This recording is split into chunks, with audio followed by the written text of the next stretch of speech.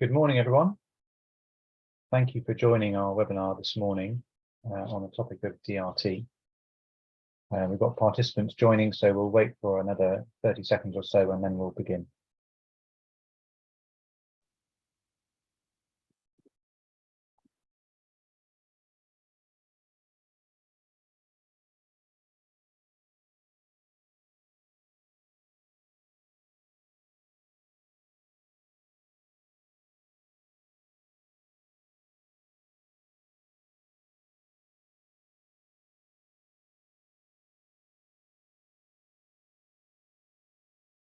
We'll make a start now, and as people are continuing to join the call, that's absolutely fine. We'll be doing our introduction. So hello and welcome to this webinar on the role of transport planning and DRT.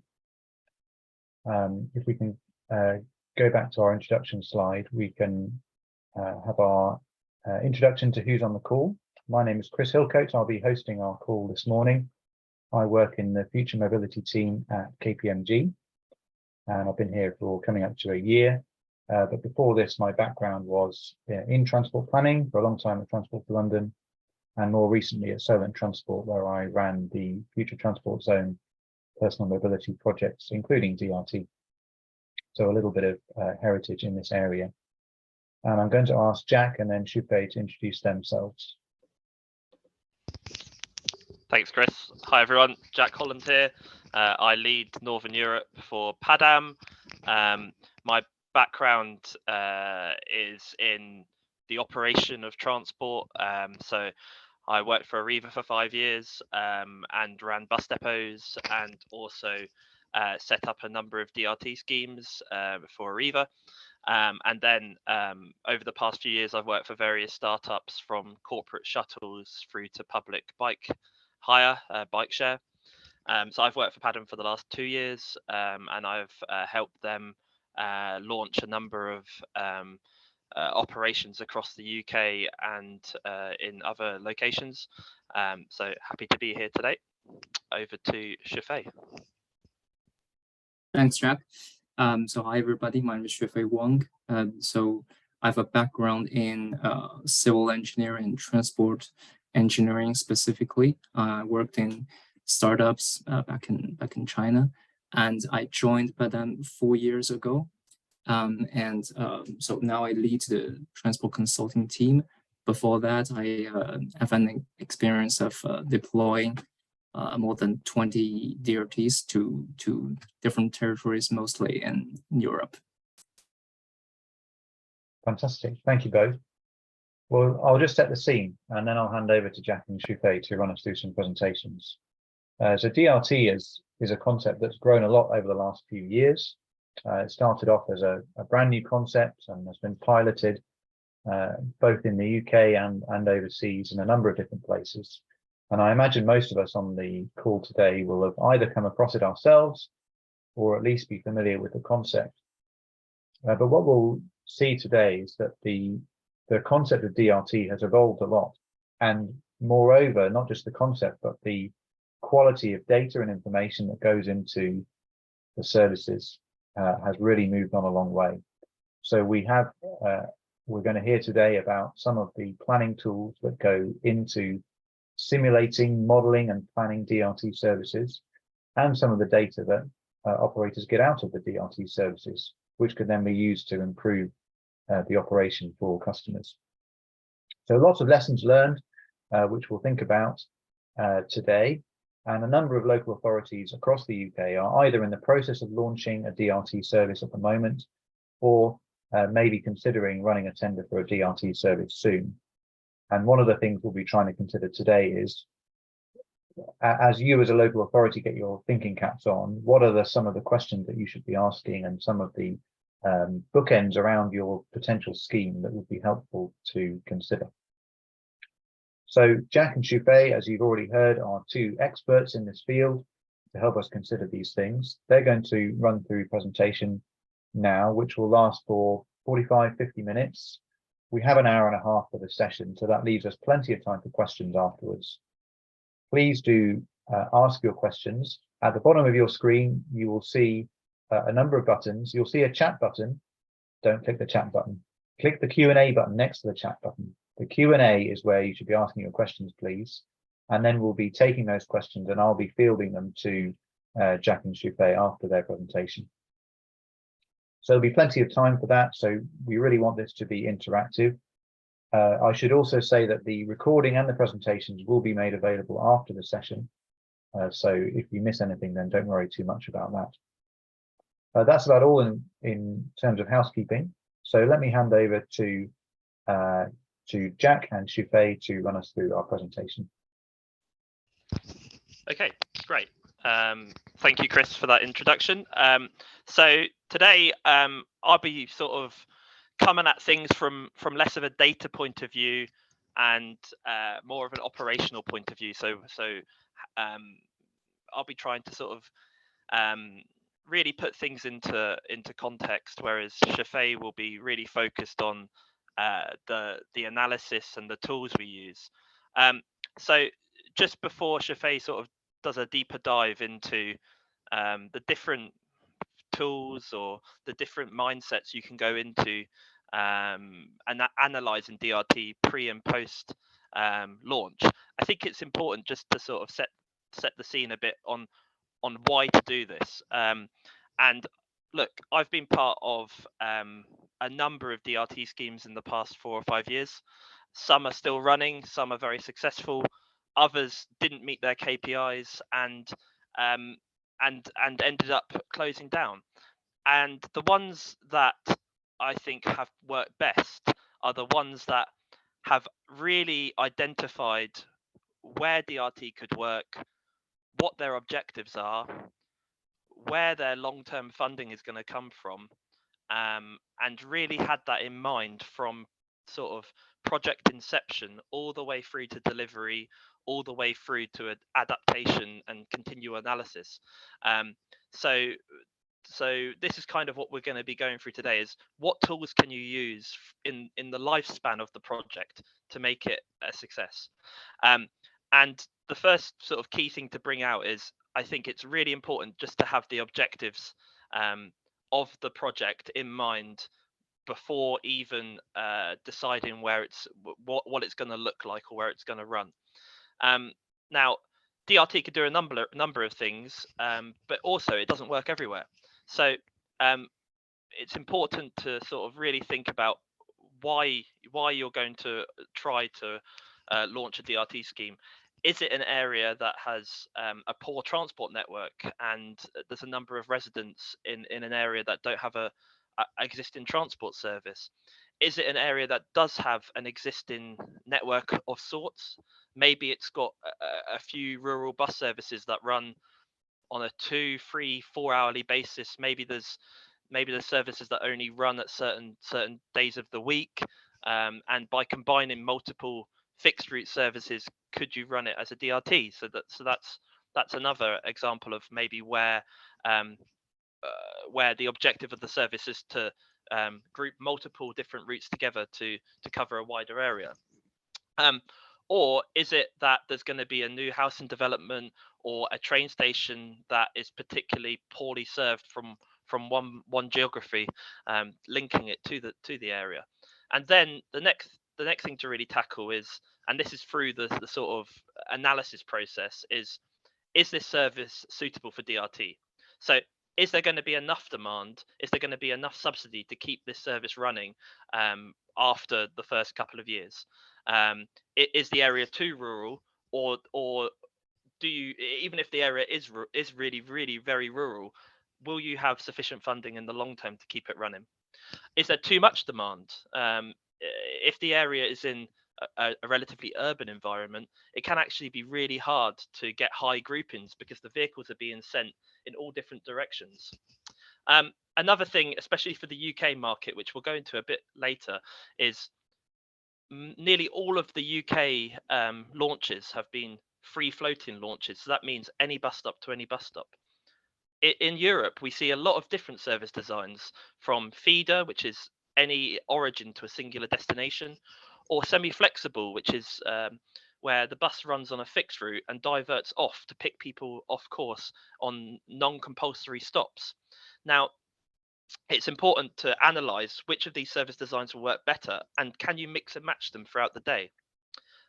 Another thing that the feasibility study does is it analyzes how many vehicles are necessary. Quite often we see one vehicle DRTs that cover huge areas, and really what that means is that a lot of time the DRT, there'll be rejections because the area is too big to cope with a singular vehicle. And then really to understand the cost of DRT, to understand how much revenue could you potentially generate, and this can then help the business case. So this is what Xuefei will bring you through now, which is the pre-launch feasibility study before you launch DRT. And I'll hand over to Xuefei. Yeah, thanks a lot, Jack.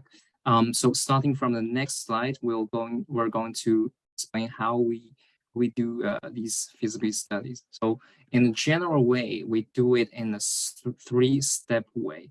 So first, we start by a territorial diagnosis to better understand the situation, the status of the territory which is interested in the DRT, and then, if necessary, we can go deeper to make DRT simulations to have more indicators to quantify the results that we can find in this study. So with these two information, we will finally arrive at a DRT offer suggestion, which helps to build the DRT and to make decisions. So I'll come back to the DRT simulation a little bit later. Now I will just start to explain how the territorial diagnosis is done.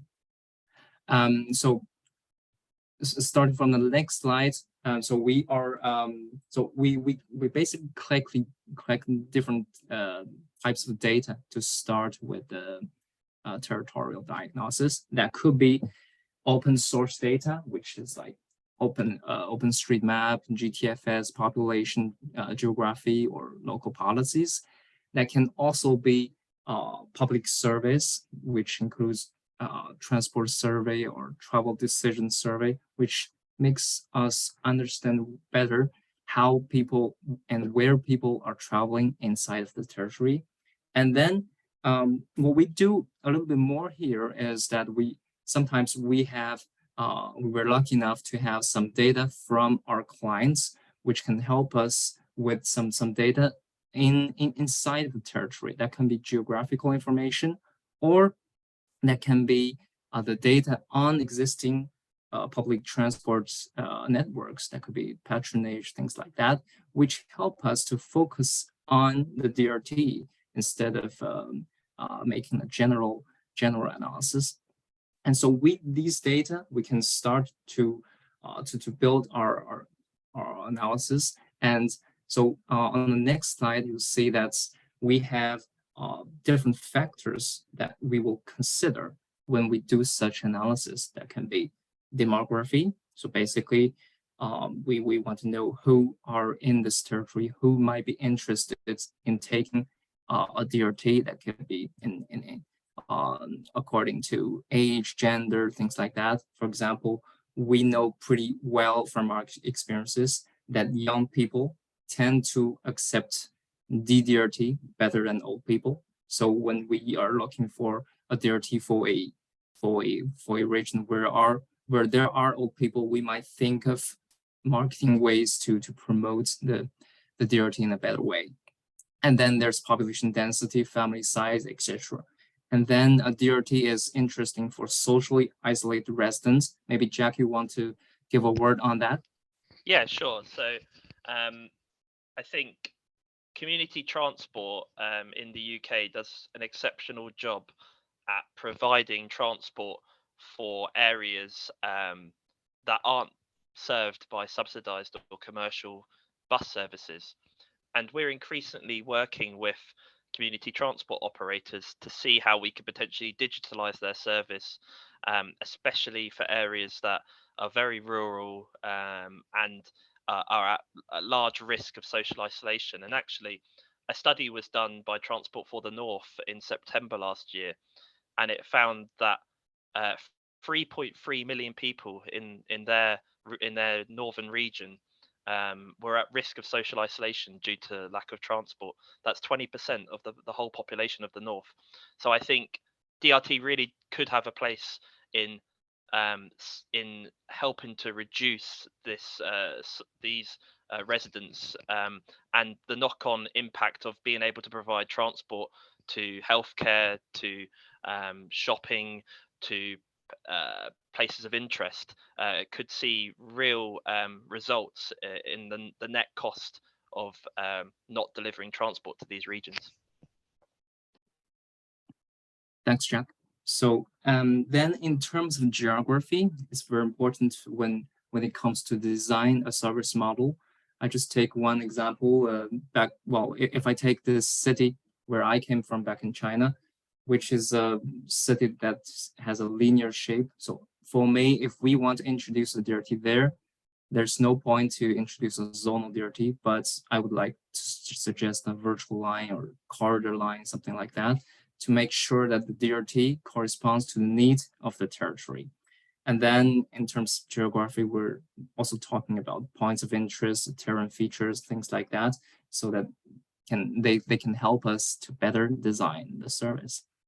And then when it comes to economy, it's already very important for the economy can be very important to start a DRT. And then we are often looking at employments inside of the territory, distributions, jobs, things like that, because the jobs are often very important in the DRT, because actually many people travel with DRT to their jobs in the experience that we have in Europe. And we actually have some employee services deployed in different sites. Maybe Jack, you want to introduce a little bit more? Yeah, sure. So increasingly in the last couple of years, we've seen employment hubs look to partner with ourselves and other providers. They're not necessarily DRT in terms of free floating many to many. Often they are either sort of fixed route services that are slightly more dynamic, like Chariot, where they divert past points that have had no that haven't been requested, so sort of more demand responsive fixed route services, or they're feeder services, where areas where a lot of employees live can be fed into places of work. And a really good example is in southern France, where a helicopter factory that employs 4,000 people works with us, and we carry, I think, up to about 150 people a day on our services, connecting the nearby residential areas to the factory. And we've actually developed an algorithm specifically for that drops people off within 5 minutes of their start time, because the union requires it, as they're paid by the minute. So we actually sort of had to develop some new features specifically for that. And in the UK, we're now working with a startup called We Commute, who is looking to work with universities, places of work, schools. So we're going to be starting to look at how on-demand models can serve these employment hubs. Yeah. Then when it comes to mobility, so we consider the transport offer inside the territory. So basically what kind of public transport and private transports the residents have in the territory, and what kind of modal split is there inside the territory. So with these kind of information, we can figure out how to design a DRT. For example, in some territories, the local authorities may think about replacing some non-efficient fixed lines by DRT.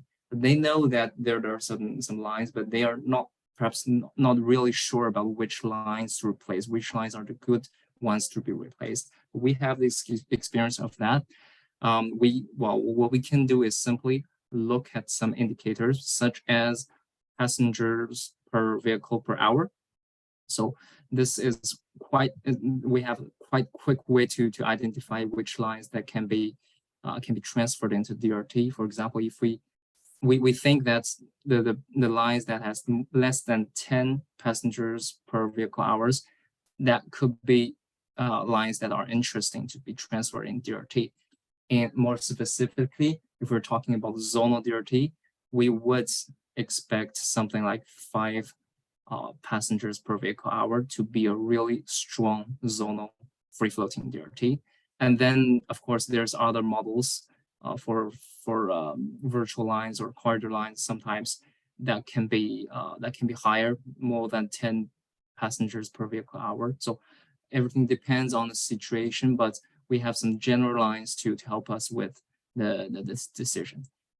And then politics can impact our analysis as well. That could be local mobility plan or urban plan or even energy plan, which have some impact on the territory. So these are the general lines when we do studies, but actually for each study, it can be case by case. So from the next slide, we'll start to introduce some examples. So this is the first example today, where our client has a request. So they want to introduce a DRT to a night service. To actually, they want the need is to connect the people living in the suburb area with the some of the theaters inside of the city center.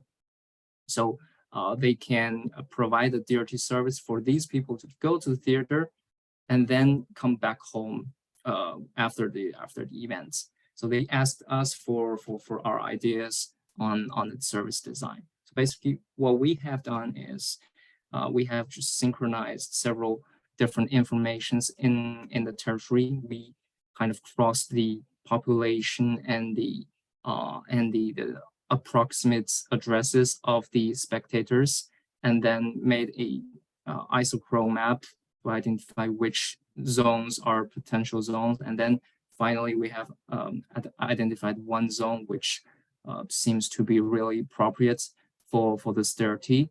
And we have developed, we have divided this zone to 2 zones because we think DRT can work better as also can work better in terms of grouping if we divide them into 2 zones. So basically, finally, we have provided a suggestion as a feeder DRT service for these 2 zones with 4 vehicles, so 2 zones per vehicle. And with this service, the arrival at the theaters will be synchronized with the beginning of the events, and then the departure from the theaters will be synchronized with the end of the events, so people can arrive at time and they can leave right when the event is over. So at the same time, of course, the people living in the same area can be grouped together to go to the same theater and then come from the same theater. So this is the first example, very quick. And then the next example is a little bit more complicated. So this time we have a region who has already an existing non-digital DRT service in their area, and now they're looking for advices for new technology to replace the existing network. So they actually they want to mutualize the DRT and the dial-a-ride service together. And so when we look at this territory, so we basically searched for information like population. So we understood that there's 60,000 people and then 180 square miles as surface. We know that there's 2 train stations, 1 barely used, then 3 urban lines, 20 rural lines, which comes 1 time per hour. And the non-digital DRT there is actually a service that connects rural area with some of the points of interest in the urban area. And The inconvenient thing is that it's available only a few hours per day, and it's different each day. So Monday you have the service in the morning, for example, and then Tuesday in the afternoon. Thursday you have in the morning again. So things like that. It's really hard for people to understand, actually. And then there's the door-to-door service. The door-to-door dial-a-ride service, which is operated by the same fleet. So when we look at this territory, we have already some ideas from our experience, because with the experience of operating more than 150 territories, we kind of know which model works best for which kind of territory.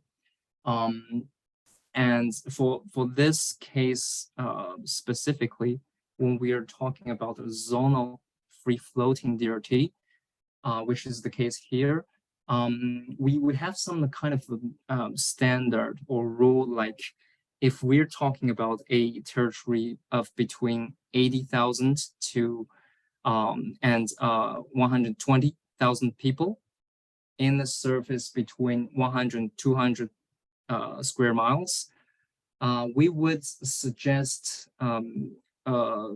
considering a fleet of 4 to 6 vehicles to transport around between 2,000 to 4,000 passengers per month. Basically, that's the experience that we have from our experiences. So for this territory, the population is a little bit less than this standard, but the service works well, and they want to include a door-to-door service as well. So that makes sense, and that's why in the next slide we suggested a service of 5 vehicles. You can see at the bottom of this page the organization of the vehicles that we scheduled for one day. So basically, and most of the time of the day, you have like 4 to 3 vehicles, but sometimes you have 5 vehicles just to intensify the offer at some peak points, some peak hours. And so our solution, our recommendation in the end is this one single platform which combines DRT and dial-a-ride. So during this study, we have identified some new points of interest, such as the parking lots for the car sharing business. And so we have allocated 5 vehicles, and all these vehicles can accept both DRT and dial-a-ride services, so that we make groupings possible between these two types of services. And then our offer would include a non-competition rule with the existing bus line network, because there's no point to do the same trips that can be done by bus lines. And then our design makes the service available all day long, so people won't have to guess which day is at what time we have services. And then in the end, with our experience with this kind of lot, we could expect a capacity of absorbing 20+ % of the demand. This is important because when we switch to DDRT, maybe there's an increase in demand. And so here we were suggesting that with 5 vehicles, we're suggesting here we can absorb 20% more of the demand. So basically from this example, what you can see here is that with our experience, we can already suggest some DRT offer for certain areas without even starting a simulation. So here is only purely about experience.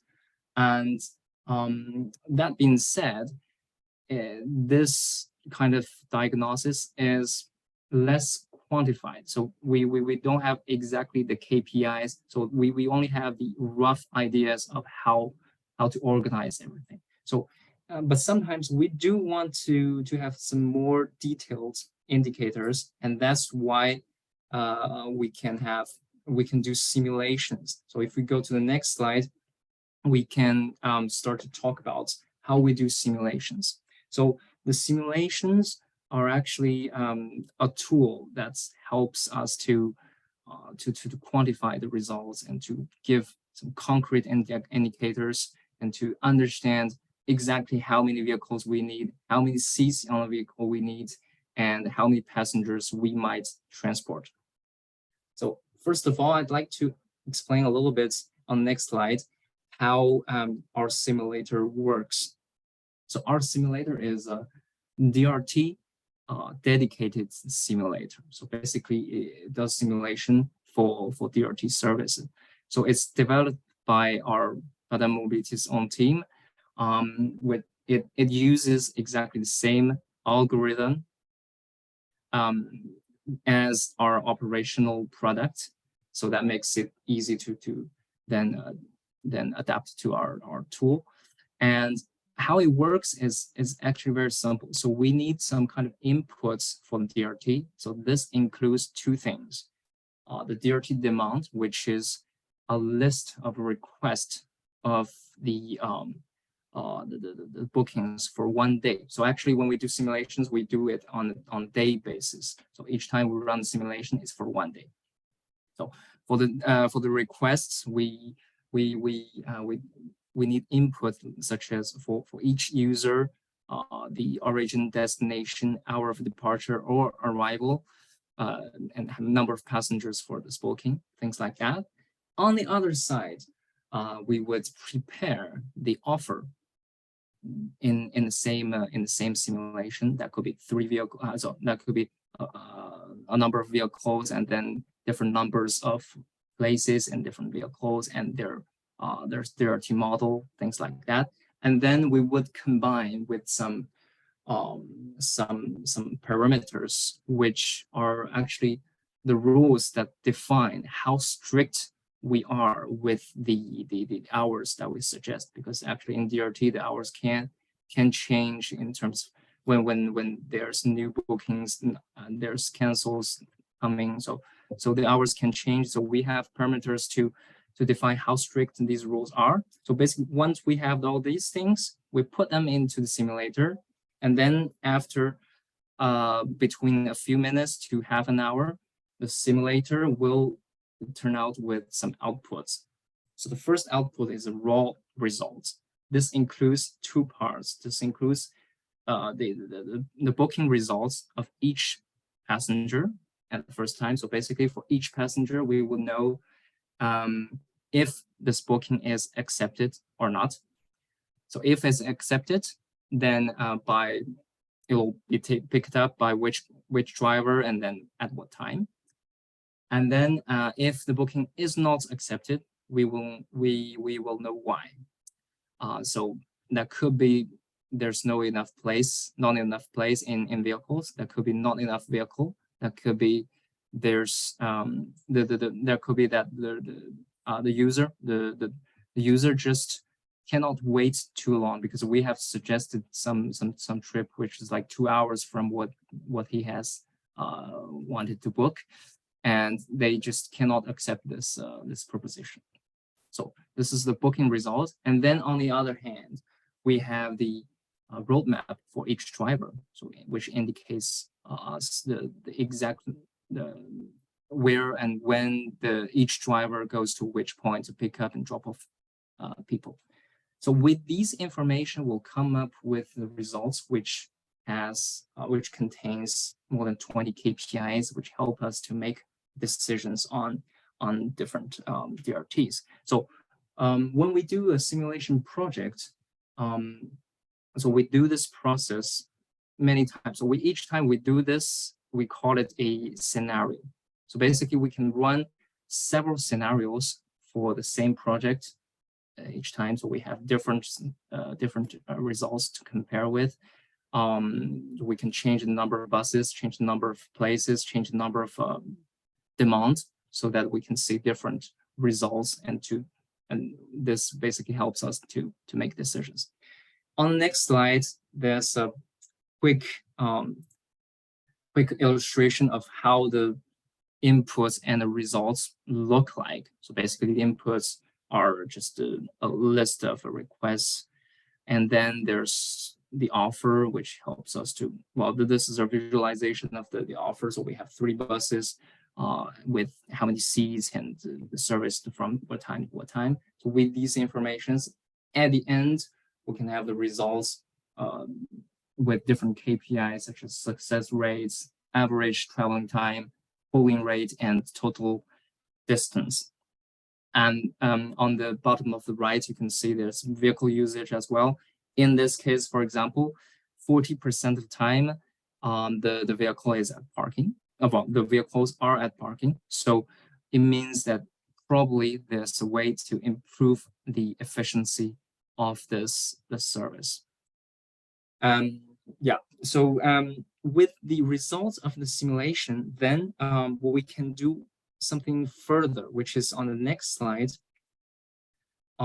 That's where we can estimate actually operational costs for DRT, because with the results of simulation, now we have the type of vehicles, number of drivers, and the total distance of each vehicle. We know number of bookings, number of passengers, and we could combine all these information with some historical knowledge of Padam, and then some regional factors in the territory that is concerned, such as vehicle cost, fuel cost, human resource cost, things like that.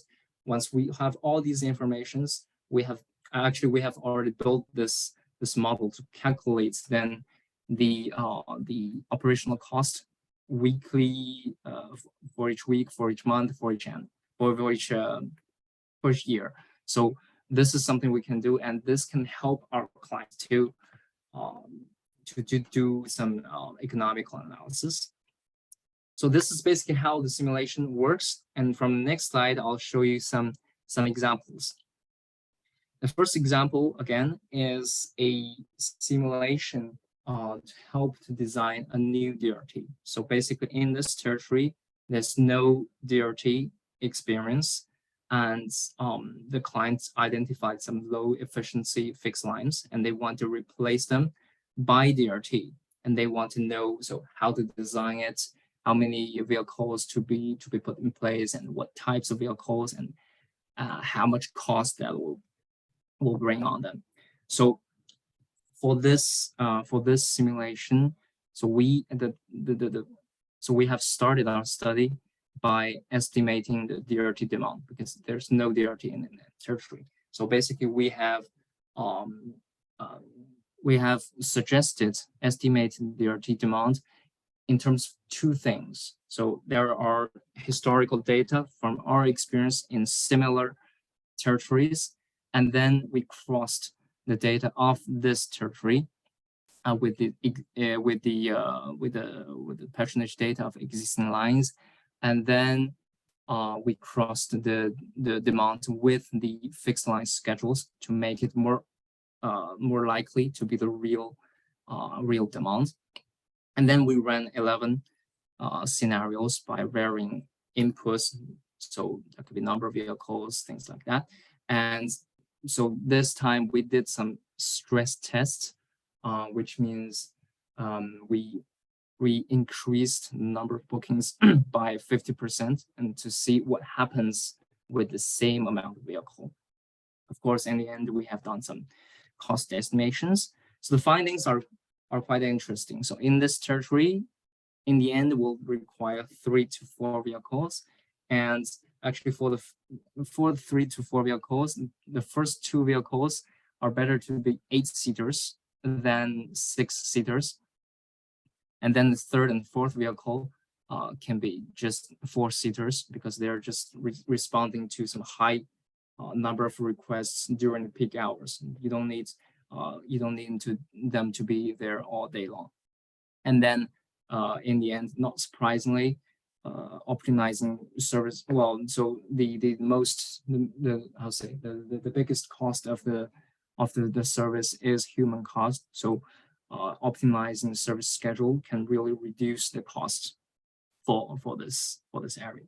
So this is the first example where there's no DRT experience. Then we can go to the next example, which is which is a territory that has an experience of DRT in their territory. So they want to, so it was a non-digital DRT, and they ran the DRT with 7 vehicles running virtual lines. And so our clients wants to reduce the cost so they want to remove 3 vehicles. Finally, they want 4 vehicles, and they looked for our help to see how we can help them to design this. So the first thing we have done is we have created 4 zones by analyzing the data of the 7 lines, and then we said, okay, we can put 1 vehicle per zone, so that we can create 4 zonal lines. And so this is the first design change. And we ran simulations to make sure that everything works. And we expected a patronage reduce by 20 to 30%, because of when you introduce less vehicles, well, it's natural to have less passengers. And then during this, basically you can see the first result on the histogram on the right. So after first design change, you have 4 vehicles and you transport less people. And then we have during the process of designing this service, we have thought about it, and actually we thought that there might be a new model of DRT, which we didn't have at that time, that can help to improve the service performance in this kind of territory, which can be interesting for all our clients. So we asked our product team to develop this new model. And so a few months later, we have developed that. And then we made some simulations on the same territory, and then we reached our results, which is after the second design change, we have still 4 vehicles, and we transported like exactly the same level of passengers as they did with 7 vehicles, and even more later. So that makes it really interesting to think about the design. Actually, what we did is another thing we did is that we differentiated the service model between the peak hours and the off-peak hours. So this is kind of important in some territories as well. Yeah, so this is a second example of simulation. So basically, it shows how we can help our clients with simulation, and how we can continuously help them after the launch of the service. And actually, this is one part of what we do in post-launch. So starting from the next slide, Jack will make a quick introduction on how we do this kind of service. Sure. So what we've just gone through there today so far is what do you do before you launch? But I think an equally important question, especially for DRT, is you don't just leave it at its own devices. You need to continually monitor the data, adapt it, see where people want to go outside of the operating zone, see where is it working well, where is there no demand, where can we change some algorithms and make it more effective. So these are the kinds of questions that we look to tackle when we do post-launch analysis. And you get a wealth of data with DRT. It can be used for other things, not just adapting the service. You can see where people are traveling to and from in a very large area. You can see where big destinations are. For example, in Hearts Links, the 3rd most popular destination is a pub, which on a Friday gets a lot of people visiting it and promotes the service to their clients. People have commented that they enjoy going there and not worrying about not being able to have a beer. So that's kind of like a bottom-up marketing push from the pub that is now seeing a large volume of people using it. So it also shows where potentially some bus stop infrastructure might be needed in future. So there may be there may be bad lighting in that area, and the data can show that actually it's somewhere that someone's going. So yeah, the post and launch analysis and ongoing analysis is vitally important. Xuefei will quickly bring us through the tools that we use to do these analyses, and then we'll open up the floor for questions. So back to you, Xuefei. Yeah, thanks, Jack. So in terms of operational services, post-service launch, post-launch analysis, basically, this is something we can do case by case. Basically, we don't have a formula for everything. So starting from the next slide, we're going to show some examples of how we can do assessments in that way. So the first way we are suggesting is that we can start by understanding the current status with vehicle usage. So how many vehicles are used, are activated during the day, and then what kind of occupancy they have during the day. And then on the other hand, where are the bookings, where are the searches? So especially where are the trips that are rejected? That could be interesting to give some ideas of where to expand our services. So with these understandings of the territory, we can actually provide some better service propositions, such as to add or remove some vehicles during some period of the day, or optimizing the vehicle organization, or change the service model. And what's interesting here is that since the service has already been launched, we have all the data that we need to run simulations. So here, when we can take the operational data to run simulation to verify if the proposition is really relevant or not. So more precisely, on the next slide, so we have the tool to analyze the vehicle use. On the right, you have this graphic which shows that the availability of the vehicles. So the red line basically means the number of available vehicles during the day for each half an hour. And then you have the blue line, which is the maximum number of vehicles used during these time for this month. So we can see clearly some gaps between these two lines, blue and red, and these are the points where actually vehicles are there and they're not used at all. So this is perhaps the areas, the times where we can improve the service. On the left of the screen, you see some different colors with different columns. So this is basically for each vehicle. So each color represents a vehicle in this graph. So for each vehicle at each hour, at most, how many places are taken in the vehicle? So with this thing, we can say, okay, for some vehicles, there are really few people taking this vehicle. So this can help us to define where to remove or to reduce the offer as well.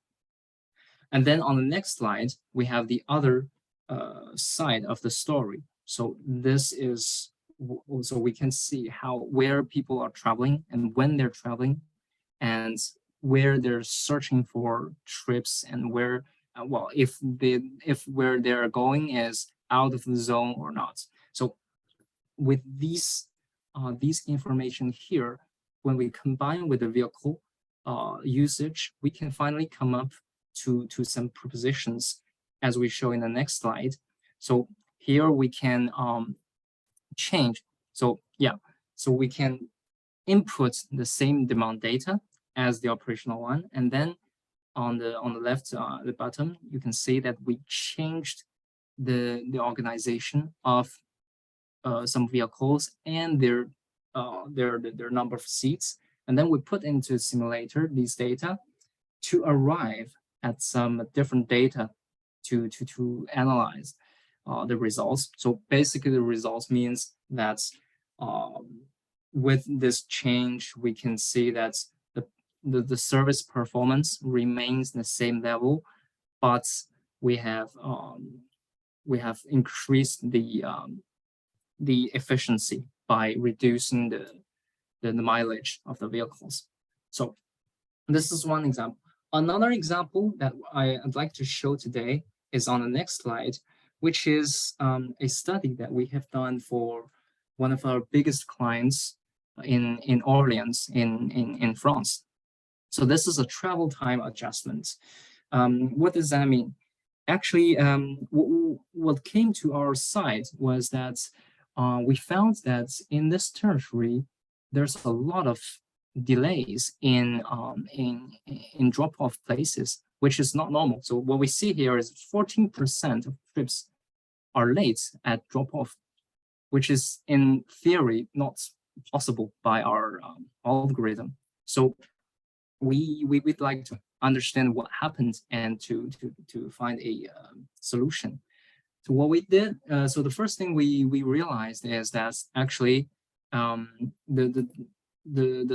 delay actually it comes from the fact that our travel time estimation in our navigation system is more optimistic than the real operational situation. So for the same trip, our estimation can be like 10 minutes, and in reality, it takes 12 minutes.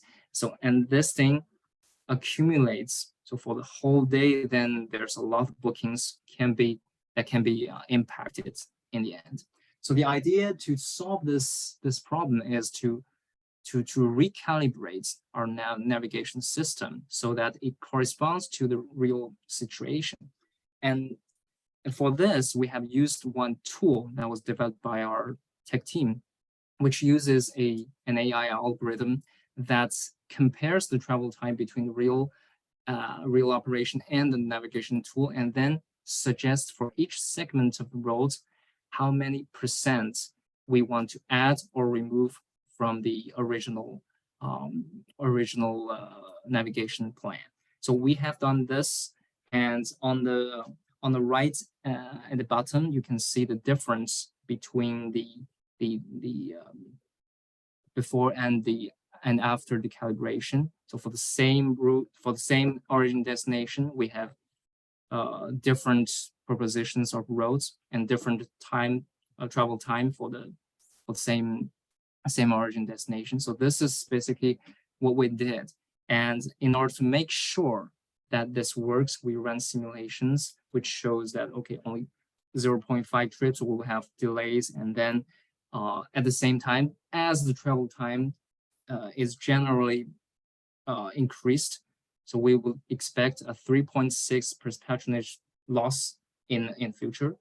And then in reality, what we found is that 2.9% trips have still drop-off delays compared to 14% before. And then there's about 2 to 1% of patronage loss in reality. So this is an example that we have done for Orléans. This is one of the examples. Actually, we have done many other things for the same client, which has a big evolution in the last few years. And I think Jack would like to take that in the next slide to explain what happens then.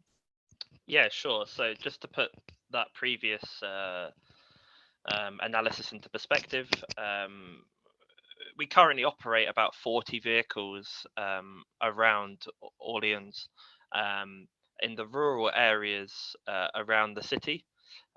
So by doing so, it means that 100% of residents that live in the peri-urban rural area now have a service where they didn't previously have one. This developed over time. So about 5 years ago, we started working with the PTA, and we did a small trial over an existing ring and ride service. Within 6 months, the patronage had tripled. So then over the next year, we expanded to around about 15 vehicles, doing lots of micro DRT zones, filling the gaps of the transport network. And then around about 18 months ago, they had a complete network change. They decided to run high frequency bus services to the outskirts of the city. They decided to reduce the number of rural bus routes that ran on a poor frequency, and then they increased the DRT to 40 vehicles and made these very large zones that you could see on the far left. Interestingly, they did a statement last week, and it basically the statement said that at a cost of about £6 per trip, they are now covering 100% of the area where their residents live.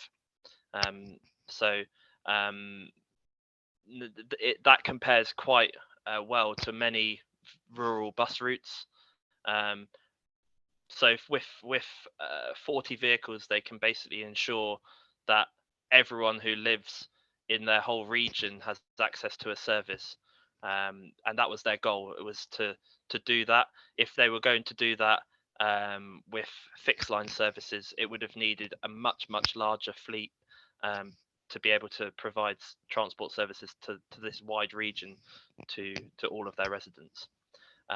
So yeah, they've continually analysed, improved the service over 4 or 5 years, and this is the sort of results they're getting now.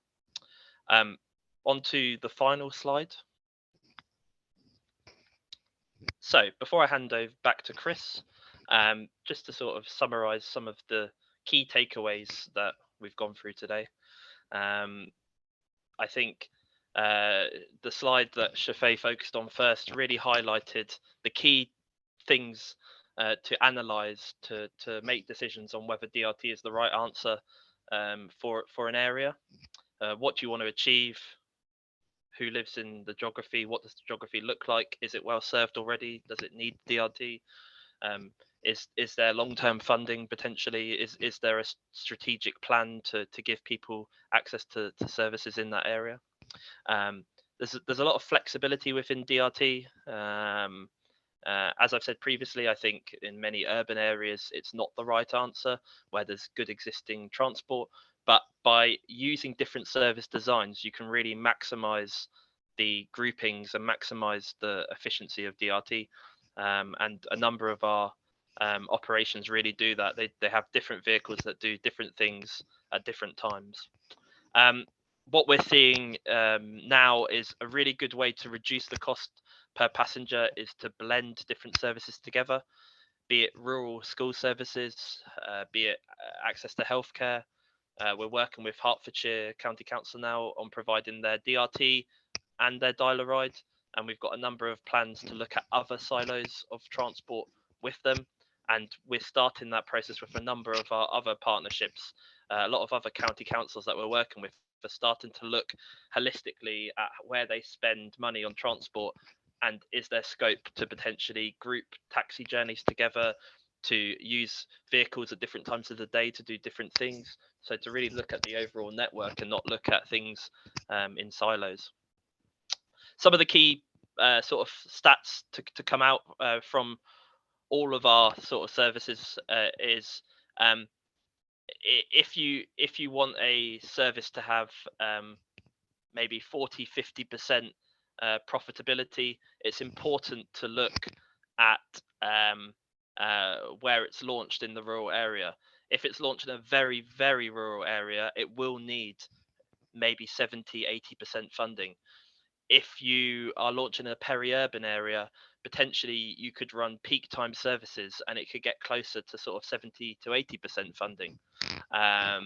Then you can look at how to blend the DRT with other services, with other pots of money. I know that a lot of councils are looking at their new developments and potentially looking at maybe a DRT works until the 7th or 800th house on a new development, and then after that there's enough density to launch a fixed route, and then that DRT could move to another area. So we're seeing more and more sort of big picture thinking when it comes to launching services.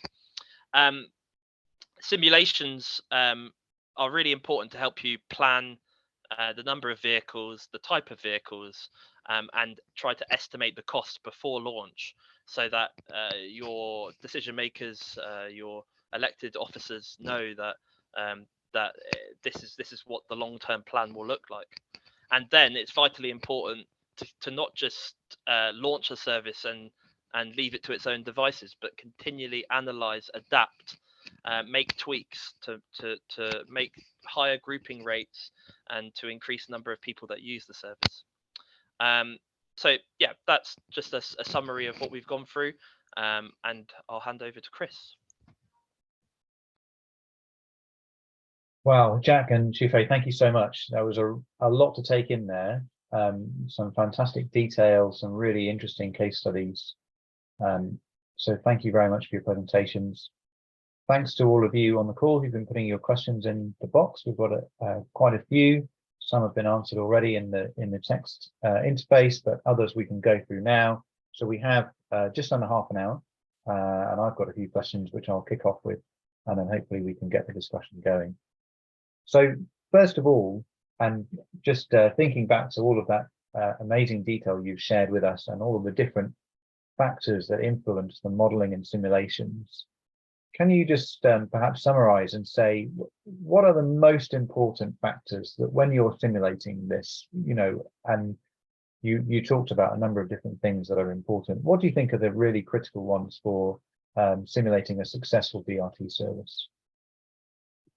So yeah, I'm happy to take this one. Thanks, Chris. So actually, the most important question will still be the objective of the service. So basically, is it supposed to fulfill the transport gaps, or is it to extend the lines, to replace lines? Is it to be off-peak hour or peak hour? So this should be the starting point to consider about DRT, and this should be the question that you should have in mind for all along the project, all along the study. And then, of course, there's a further dimension. So what do people in these areas actually need as a service? So these two things like come together to this to answer this question. And then, of course, we have different other terms like politics, demography, economy, mobility, and geography. Those are some key components as well. So once we have these things together, and then we may sit together and see how we can make a feasibility study, or if we want to do a simulation or not. Yeah, thank you very much. So let's dig into that a little bit deeper then, and think about the different characteristics around requirements. So, for example, population. We talked about that. You've shared with us some interesting slides on that already, and the trip densities that can be generated. And you talked about free floating versus routes versus zones, and the other kind of options that you have. Does your experience tell you that there is a minimum or a maximum to any of those factors which is worth considering when someone's planning a service? Yeah. Xuefei, do you want me to start? I'm happy for you to jump in. Sure. Yeah, sure. So what we found is if you're covering a large rural area that has a very low population density, at maturity, you're probably going to be looking at about 3 passengers per vehicle hour. So we find that especially with a free floating design, where there's long distances involved and lots of spread destinations, you take a couple of years to build up the patronage, but actually then it kind of levels out, and that's simply because there's too many different locations for people to go to. They live in rural villages, they have a number of market towns. We'd love people to travel in linear ways, and then you could just stick a fixed bus route on and be able to serve all of those people. But unfortunately, increasingly now people aren't programmed to just do travel in the same direction in many geographies. So at that 3 passengers per vehicle hour, you're probably only going to be at 30 to 40% of the break-even mark. However, what you can do is you can cover very large distances with a low number of vehicles. So that ensures that although the level of subsidy compared to the amount of passengers may be high, you will actually be covering a very large area with a low number of vehicles. So people that have never had access to transport or have very big challenges in access in transport will now have a service. And it also targets the specific areas that that are mainly car dominated because they haven't had access to public transport previously. So we're seeing in some of our services a high number of parents now being able not to have to drive their children to school, or a high number of people accessing train stations where they would have previously driven. So that's what it kind of looks like potentially in a rural environment. In a more densely populated area, maybe on the outskirts of a town or maybe a market town, with a free floating design, you're probably going to sort of peak at around about 5 passengers per vehicle hour if you're just operating a free floating design. Anywhere between sort of 3 and 5 passengers per vehicle hour is what we usually find at maturity. What's really interesting and what we're starting to see more and more of is being able to offer feeder services, virtual line services, semi-flexible services in the peak times. And what this does is it increases the grouping rates so that there's very specific constraints to get people to a singular point, such as a train station, such as a place of work. That then is able to have much higher groupings per vehicle hour, and then you're able to reduce the number of vehicles in the off-peak and offer a more free floating service design. So we believe that in certain locations, if there's a specific transport gap, that this is how you really then increase the number of passengers per vehicle hour. We don't believe there's a real minimum level of population or maximum level of population. To a degree, I think any sort of city or urban area that has trams, buses, trains probably doesn't need a DRT service. But in terms of a minimum area, it can cover extremely rural areas. It's just to consider that there'll be a high level of subsidy needed because there will be low demand.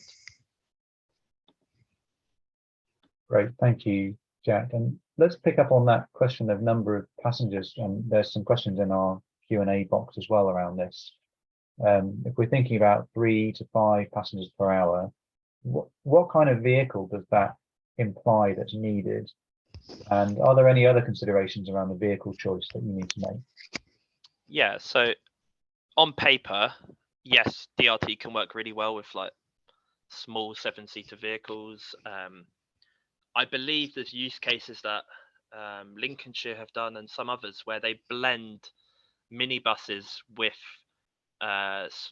smaller vehicles, and I think this is a really good model actually. So you could have like a core fleet of a couple of minibuses that are sent to passengers who need the accessibility of a ramp and a larger vehicle, and the algorithms will automatically assign these vehicles to these users based on predefined needs within the app. And then potentially you could use smaller vehicles to sort of mop up the excess. We have case studies in Germany where up to 200 taxis are used as subcontractors for a region. So the trips are sent to taxis, and the taxis do the trips. These models are really interesting, but I think we need some more direction from the DFT. I think we need some more scope to be able to blend different legislations and different service designs. For example, we have service designs that we can't launch in the UK at the moment under a bus license because there's no pre-booking element. So we have service designs where vehicles are waiting at train stations and the route is dictated based on who's on board the vehicle and where they want to go. So the algorithm works out that a few people want to go to this stop and a few others want to go to another stop, so we don't need to serve the other 3 stops that we've predefined. Xuefei, I don't know if you've got anything to add here. No, I think that's it. And yeah, the last example that mentioned by Jack works pretty much well in the Paris region, where we have I think close to 10 territories where we have this kind of night bus service. But yeah, in terms of legislation, apparently there's some work to do in the UK. Great, thank you both.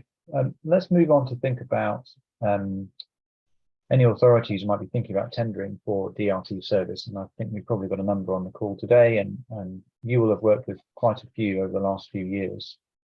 What's been some of your experiences working with local authorities on this? And when you see a tender, what are some of the things that make you really excited and energized to work with them? And perhaps on the flip side, are there cases where local authorities have put things in tenders which you think, actually, it would be great to work with you to refine those questions? Yeah, that's a good question, actually. And obviously, I'll not be naming any names or anything, but what makes us excited is where there's an element of flexibility within the tender. So, for example, we've had some tenders that there's a region they're looking at, or multiple regions that they're looking at, but they've built in simulations and analysis before launch. So it means that we can work with the authority to really focus and define where DRT is going to work best. In Sweden at the moment, I'm working with authority Västtrafik, and we're currently undertaking this process where we are simulating the best areas within a region for DRT and then deploying it. So that flexibility is really good, because on the flip side, we've had some tenders that we've decided not to bid for, where there might be one vehicle and there's like 150 square miles, and we kind of just know by looking at it that that's prone to potential issues with over demand, with the algorithms not being able to group people together, and we understand that with the cost, there's an element of cost restriction and an element of waiting for the next fund to come out to be able to launch with more vehicles. But I think it's better to not try and serve and make everyone happy if you're limited by costs, and really targeting where it could be most effective. But that's obviously very easy for me to say in the private sector, whereas a lot of offices, I guess, will have political pressures to make a number of different regions happy, and then have to sort of try to design a service that does that. And that's the real challenge, I suppose. It's balancing a lot of different needs with potentially a small budget. Yeah, absolutely. Let's move on to think about the interaction of DRT with other modes. So you both have mentioned in your presentations, there's specific issues around, or opportunities, I should say, around interchanging with rail services, or perhaps other fixed line public transport. What are your thoughts on how DRT interacts with public transport modes, perhaps individually or within a mouse platform? And what are some of the ways which efficiencies and new opportunities can be created through that? Yeah. So DRT is most times a complementary public transport means to a territory. So actually, there's several ways to integrate DRT into the transport network. So from our from our side, we can do several things. First thing is that we can schedule the DRT to synchronize with the public transport network, so that's when we arrive at station, people can take the train directly. So we have this kind of algorithm to assure that. On the other side, we also have some kind of non-competition rules against the waste of creating the DRT, same DRT trip that can be realized by fixed lines. So this so actually with these kind of rules, with these kind of rules, we can integrate different information into the same app. So that could be individual in the DRT application. So when user searches for trip, we can indicate that this trip is not possible with the DRT because there's a bus that runs like every 15 minutes, and we can even suggest the number, the name of the bus, so that people can take that kind of means. And then this is individually, and then if we are integrated in a mass platform, that could be even better, because the DRT can provide a last and first mile solution to the whole system. And that's where DRT is really interesting. Great, thanks, Xuefei. And let's build on that a little bit further by talking about accessibility and inclusion, because we've spoken already around different groups of customers and what different kinds of people need for different kinds of trips. What are some of the opportunities and some of the challenges around DRT and its role with accessibility and inclusion? Yeah, sure. So in France, there's quite a long history of paratransit. So sort of British dial-a-ride. There's almost legal rights that every area must have access to transport and must have access to accessible transport, very much sort of public transport as a service. And for a number of years, we've been operated blended door-to-door dial-a-ride services with bus stop to bus stop DRT services, and sort of blending them together. And what we essentially are able to do is we're able to add constraints onto the system that says this person requires a higher level of service. They require a door-to-door service. They, on average, take, say, 10 minutes or 15 minutes to board the bus.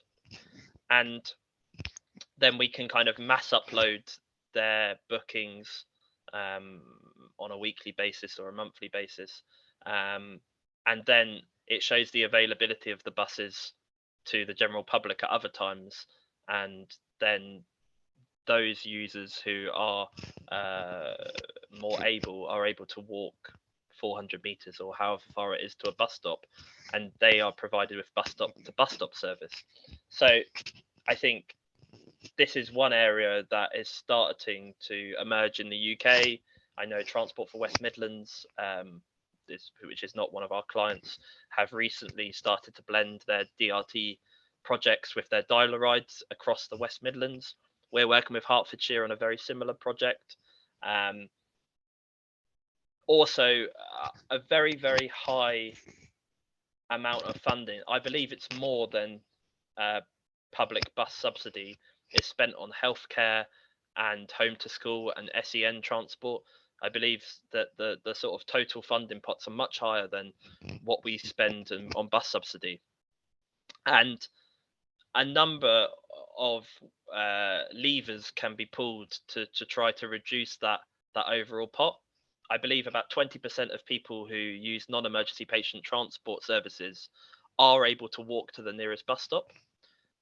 And we're increasingly looking at how we can try to blend health transport with DRT in the areas that already have DRT. However, this is not going to be a short-term fix. Health transport has completely different KPIs in terms of how many hours a patient has to wait to board a service compared to the KPIs for public transport. So again, I think the technology is there to do it. I think we probably need some innovation zones and pilot areas in as a collaboration between the Department for Health and the Department for Transport to look at health. But in terms of dial-a-ride and DRT can be blended today. SEN transport and DRT can be blended today. Home to school transport is already being blended with DRT in Lincolnshire. Hundreds and hundreds of trips every day is done by DRT by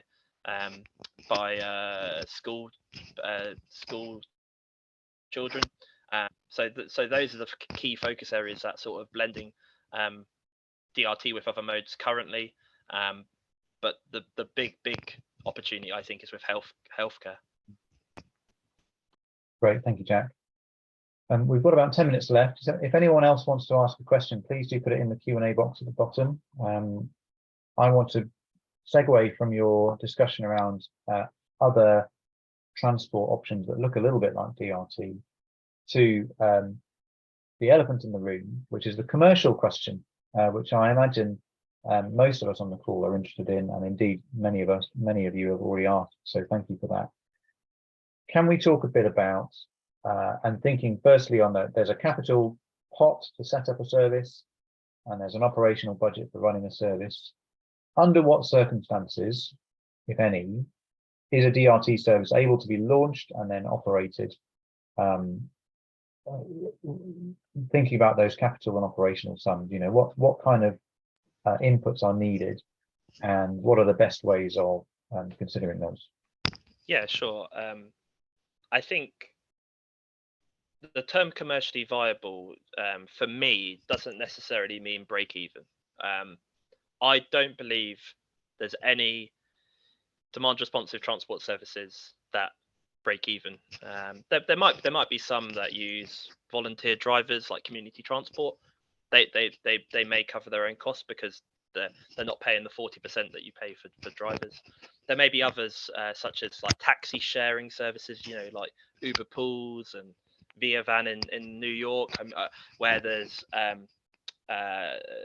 where the self-employed drivers who drive cars, and those types of services, the economics may add up. Where I think DRT really works well is looking at whole regions holistically, looking at where you spend your budgets, how many millions go onto school transport in rural areas where maybe some of those services could be blended with DRT to reduce subsidy. How many millions are spent on dial-a-ride services for people with accessible needs, where maybe that could be cross-subsidized in evening services. Is there very poorly served fixed bus routes that at certain times of the day could be DRT? Many fixed bus services in rural areas are great and actually carry large numbers of people, so maybe we don't want to be swapping those to DRT, but maybe the scope to just do it one day a week on a Sunday or in the evenings. So I don't think DRT is just suddenly going to break even. I did about 5 or 6 years ago, I have to be honest. I thought DRT was going to really be a solution and a profitable solution, but with time and with projects, what we found is it's really good at covering large areas. It's really good at specific things, but it's not an urban solution necessarily.